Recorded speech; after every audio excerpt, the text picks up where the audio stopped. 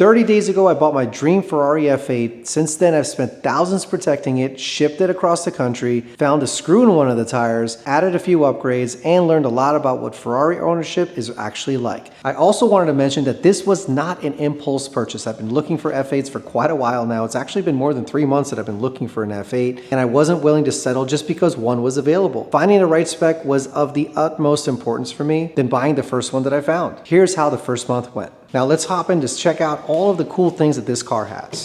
Now the color on this is actually Rosso Scuderia. I think it's Scuderia, but I think also some people call it Rosso Scuderia. But this was a really awesome color that I wanted to get. Slightly different than the normal Ferrari red, which is the Rosso Corsa. Now, as you can see from the interior, one of the first things that I wanted to get were carbon racing seats. As you can see here, let me pull the seat back. You will see that the back of the seat is all full carbon. Now this particular spec here is the upgraded matte carbon fiber. I know a lot of people like the gloss carbon fiber, but I was actually okay with the matte carbon fiber because it was an upgrade. And surprisingly, these seats are really comfortable. The other part that I wanted to show you guys includes the carbon fiber accents on the steering wheel. And you also get the carbon fiber accents on top of the steering wheel, but you also get this LED RPM gauge as well, which is pretty cool. The other options that came with this car include the suspension lifter, which I think is a must-have, especially here for us in Texas. The other cool option that this particular car has is the passenger display, which I thought was pretty neat. This car also has Apple CarPlay, and I was really surprised that Apple CarPlay is a $4,200 option. So if you can get that with a spec on a pre-owned model, I think it's definitely the way to go. The upgraded premium hi-fi system from JBL, and it sounds really good. Now, first impressions of driving the car, obviously this was a lot easier than I expected. I think the car looks kind of intimidating, I'll be honest. The ride on this car is extremely smooth. Now I have a Lamborghini Huracan Tecnica. It's much lower to the ground. A lot more bumps you feel with that car, but with this particular car here, I'm very surprised and pleasantly surprised that the driving experience is more or less like a normal car. Let me give you guys a close-up look at the carbon fiber bridge. Again, this is in the upgraded matte carbon fiber, which is an additional cost, and I believe this particular piece was about $3,000. I mean, I just feel like it just completes the car. Let me know what you guys think about this particular piece here. So I feel like the car itself has been great and it came in great condition. Although I will say it is pre-owned. Now, of course, when you do buy a pre-owned car, it's kind of as is. So you're going to have to obviously take things into consideration in terms of paint protection, tires, wheels, and things like that. Now this car, of course, had a couple of things that needed to be repaired, but we got those taken care of. Let me show you guys. So a couple of upgrades that we recently did is we actually blacked out the roof. So this is a gloss black PPF that my local shop did, and I just feel like this really took the car to the next level. It kind of looks like a LaFerrari in a way. So I feel like the two-tone look is an extremely awesome upgrade in my opinion. They also helped me black out the side air splitters here. These are all gloss black PPF. And surprisingly with this car, it had full body PPF. However, for some reason, the wing on this thing, the PPF was removed, and I was not told from the dealership that that was removed, but we got that taken care of. They put a fresh layer of PPF on the wing, which I feel really good about. And of course here you have the battery tender, which I think one of the most annoying things about Ferraris that I've found out is a lot of the electrical issues or other warning lights that come on is due to the fact that if you don't plug in the battery tender on a regular basis, this car can really kind of freak out. So just make sure to get that plugged in, and when it's green, it means that the battery level is good, and when it's yellow, it just means that it's in a charging state. And one of the other things that I noticed about this car, and I think it's a common thing with the Ferrari F8s, is that the tailpipe tips do kind of oxidize a bit after a period of time. As you can see, if you guys can see that, it's a bit rusted on the inside, and the outside of the tips are actually ceramic coated, but over a period of time, just due to the fact that there's so much heat coming from the engine. So we're going to be doing a ceramic coat on these tailpipe tips, so I feel like it will refresh the car a little bit more. We also redid the entire PPF on the front bumper. There were a couple of spots that were bubbling, and I just feel like PPF is so critical that you don't want to have any paint damage or anything like that.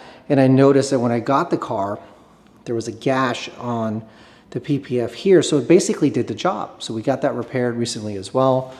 And yeah, overall, I feel like the car itself was in really good shape. So the most important thing that I feel like as part of the ownership with the Ferrari, because this is my first supercar that I purchased out of state, was the transportation. I got various quotes from different transportation providers, and then also knowing that there's a lot of fraud out there when it comes to transportation. And then one thing I did do is I actually connected with a local transport individual that has transported my other cars, and it cost a little bit more, but it was a single trailer. I just felt much better knowing that I paid a little bit more for peace of mind. Let me open up the garage so you guys can see the color. Because one of the things I love about this car and this color is how bright the color itself is. Hopefully you guys can see the color, a little bit of sunlight. It is Rosso Scuderia or Scuderia. And I want to say more in the shade, it looks a little bit orange. But when it's out in the sun, this thing pops. Man, I mean, when you take photos and videos, this thing looks insanely good. And on the subsequent videos, this is my first video, long form video about this particular car. Let me know in the comments if you guys want me to cover anything else about the car. Obviously insurance is a big factor, some of the repairs. Oh, and I forgot to mention that when I got the car, this was an important piece. I got a nail or a screw inside of this tire. And I was a little bit bummed about that. Because I just got the car, I only drove it maybe about 2 or 3 times, and there was a screw that was right dead center inside of the tire. Now, 2 things you could do. Number one, you can either replace it, but fortunately out here there was a shop that did mobile tire repair, and so I sent them photos, sent them a video. They were able to come out here, do a plug-in patch from the inside, and we're good to go. Now, obviously you need to be careful. You don't want to be driving like crazy speeds with this tire, but the good news is I am getting new tires coming in next week with new wheels, so we're going to be taking these off and storing them for a little while and put the new tires on them, so I feel good about that. So that was another piece that you just weren't going to plan for, right? You weren't planning for that, and then things like that can happen. So let me show you guys a quick view of this from the outside.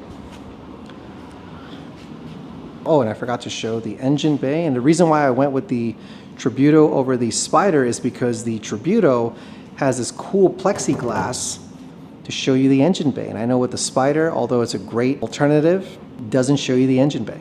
So we covered some of the upgrades, some of the basics about the car and the spec, the transport. I'm trying to think what else we need to cover for this particular video. I hope this has been helpful for you guys, but over time I want to talk more about the ownership experience so you guys can get a better idea of kind of what to expect. Ferrari has some of the best technology when it comes to gearbox and shifting. I have noticed no delay at all when I'm using the paddle shifters. The power is like truly unbelievable because if you need to punch it, you easily can. The visibility, honestly, was a bit better than I expected outside of the back mirror where, as you can see, there is a bit of glare that you can see, a little bit of fuzziness, but I think outside of that, it seems to be pretty good for me. The first 30 days of ownership with the car has been interesting, added a little bit of cost. We did some upgrades. Luckily, it was a certified pre-owned Ferrari from the Ferrari dealership, so I felt good about the multi-point inspection on the car. And nothing came back as a negative, so I feel really good about that. We just did the emissions test not that long ago. Everything checked out. The enclosed shipping costs for this car cost me about $2,700, but again, I talked about it earlier that it was a single enclosed trailer. I knew the transporter, and he was in constant communication with me, so I felt really good about that. The PPF itself on the full vehicle is going to run you anywhere between $9,000 to $10,000. Depending on the shop that you work with. Some of the points that we fixed, it cost me about $2,000, like the front bumper, and then we got the black gloss roof, so it wasn't too bad.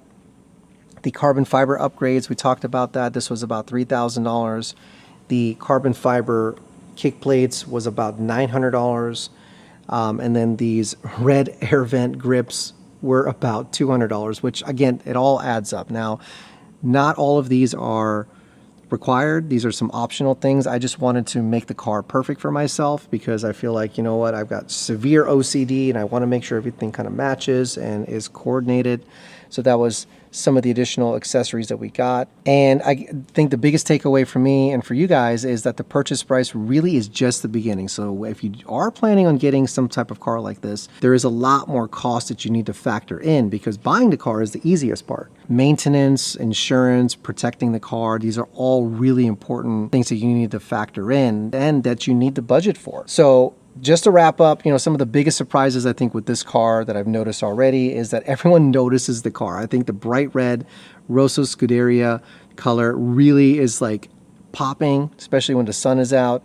Everyone does notice the car. I always still look back every time I park because I think it's just really awesome to see this car parked when I come back from the coffee shop, from the mall, or things like that. I honestly just make a lot of excuses just to drive it. Now, I did also mention about the battery tender. The battery tender is extremely important, so I've made it a habit, make it quickly part of my routine, just to make sure when I do come back home, let the car cool down a little bit, and I just make sure to plug it in. I think it's really important. And I also found that the F8 Tributo is easier to live with than most people think, right? So we talked about the easy drivability, the visibility is pretty good. And I think it's worth mentioning that every drive still feels like an event. I think that's a big call out that I wanted to make. So just to wrap up, so we're 30 days in and I can honestly say it's everything I hoped it would be. And I still can't believe it's sitting in my garage. And sometimes I'll be honest that before I turn in for the evening, I open my garage and I just want to see, like, I just want to admire the car. So now I understand what the aura is with a Ferrari, right? But really this is just the beginning.